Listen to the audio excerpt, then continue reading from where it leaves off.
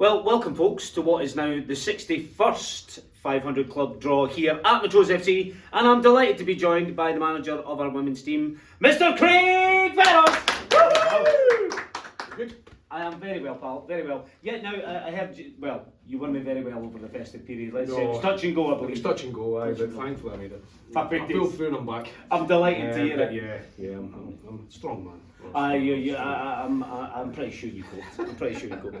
Look, we've got an opportunity to talk about how the season's been going so far for us, and I think I'd like to start with, going into Christmas and actually being out of those automatic places for dropping out. I mean, what that in itself is a great achievement. Well, it was, and it was good to have the festive period, no being in there.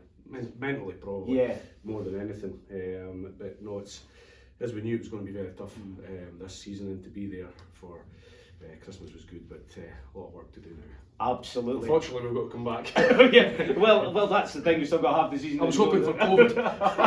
Okay, just end it at that point. Just end it there. I mean, the thing is, obviously, there's a lot of teams are realising we're going to have to invest, or we're going to have to do something here, because they're like Aberdeen, for example, in real danger of perhaps dropping. No, I think that's a prime example. I think over the course of the festive period, they've invested heavily, spending good money to stay in the league, and it's a good thing for the game. It is a good thing for the game. Difficult for us, and difficult for the sides below us as well. They're both struggling to retain their players, and because the other clubs have got better financial situation than them. So it is very difficult. But if we want to push the game on, conditions need to get better for the women, and that's the bottom line. And they're certainly doing that at Aberdeen just now. But they're a huge club. Yeah. I mean, the thing is though, you can spend money and no make a great team. And I think well, you're right. I mean, one of the strengths I feel we have is you've got a group of girls that have been there, together for quite a while. Some of them, and do have a good team ethic and work for each other. You've been in football a long time. It's no easy just to spill a good group of players in the pitch and let them play. So yeah, we do have that, and that's the thing. That's the thing we've tried to work on over the years, is build a. I know it's cliche and a bit sickly, but family that fight and work for each other. And we've got that, and we're willing to fight. We've added ourselves a couple of players, and there's a couple of players will be stepping away, but we're always trying to improve. I think we do as best as we can, and we're capable of achieving. Yes, that's the bottom line. Yeah, absolutely. I suppose we talk about money, and the reality, some clubs are bigger, clubs have more money to spend. I suppose that really makes us think more about, do we have to start focusing on bringing players through, trying to build up a youth system here at the club? Well, it was definitely, it was when I first came here, that was one of the focuses to do that. It's never really materialised because we focused so much on the first team to try, it's difficult. Run before you can walk. You need that team. So I think really, this season it's huge if we can stay up, because I think next season we could start to build on other sides of the aspects of the women's game, but that's a massive ask. But in saying that, I think what they've done with the league reconstruction, as I wasn't happy with it to start with, but when you look at, we'll probably be for the best of the game, it's going to make the SWPL2 a much better product. So people in this level just now don't want to go and play in that level, but soon that's going to be the only opportunity for some.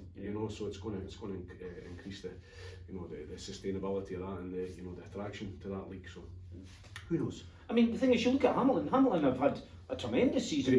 Having gone down last season, it just shows you can rebuild, I suppose, down there. You've got a foundation. Yeah, you can, and I think the foundation's important. Geographically, again, they're at an advantage. If you look at you look at Spartans, they're taking in Hearts players constantly. We can't do that, and thankfully we've got a bit of a relationship with Glasgow City, and they've helped us out with some good players. And I suppose we're still trying to build relationships with teams in this league. Whereas, Motherwell, for example, they've players for Rangers, players for Celtic. They've been here for years, and they're well established in that, and they don't have far to go. Which they've got a wee bit of travelling to come up here. So I'm not pulling at the poor me card, but it makes it a lot more difficult. It does. There's no getting away from that. I mean, and the thing is though, not just talking about a league position there, some of the results we've had show that there is definite progress in this team and a moving forward. Well, if you look at last season, even playing Partick, you know, it was always a very, very difficult game. I'm not saying it was a difficult game, but we managed to draw with them twice.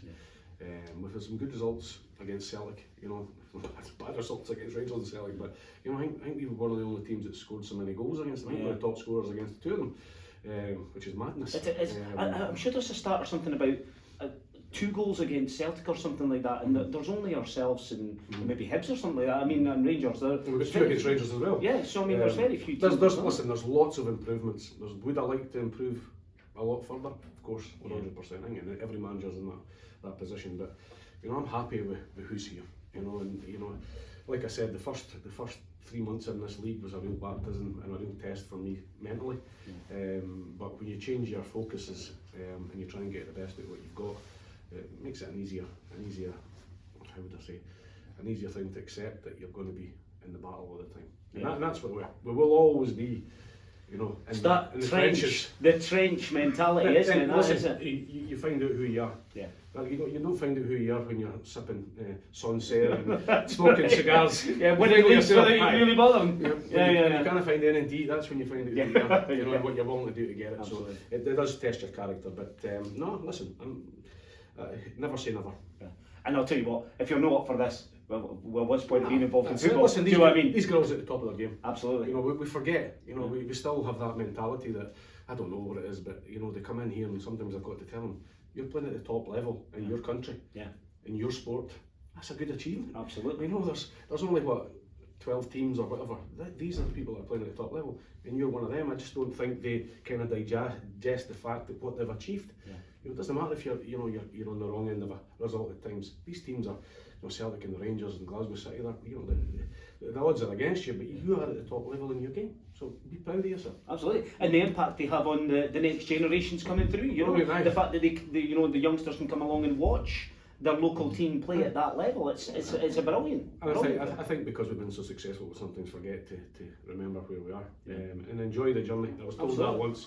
It's important to enjoy the journey, and I feel like we don't do that at times. But you know, I think once it's all done and dusted, we'll be able to look back and be proud of what we've achieved. Absolutely, without a shadow of a doubt. Right, okay, buddy. Here we go. So it's the draw day. We've got 3 prizes today. So there's £500, there's £100, and there's £50. Now, Brian would normally talk you through this, but he didn't. So I'll just explain. Whatever you do, didn't chuck the balls back in until we're finished. Okay, mate. Okay. All good. Okay. Right, okay. So give them a good steer. And this is for the 500. 15. Oh, it's a low one. So, so the £500, number 15, is Walter Adam. Congratulations, Walter, well done. Right, okay, the £100. 133. And the £100 winner, 133, is Ryan Carnegie. Congratulations. And the last one, please, Craig, for 50. What was the Scottish Cup of Pool Rangers? Okay, well, we've got that to Stuck together. 85. And our £50.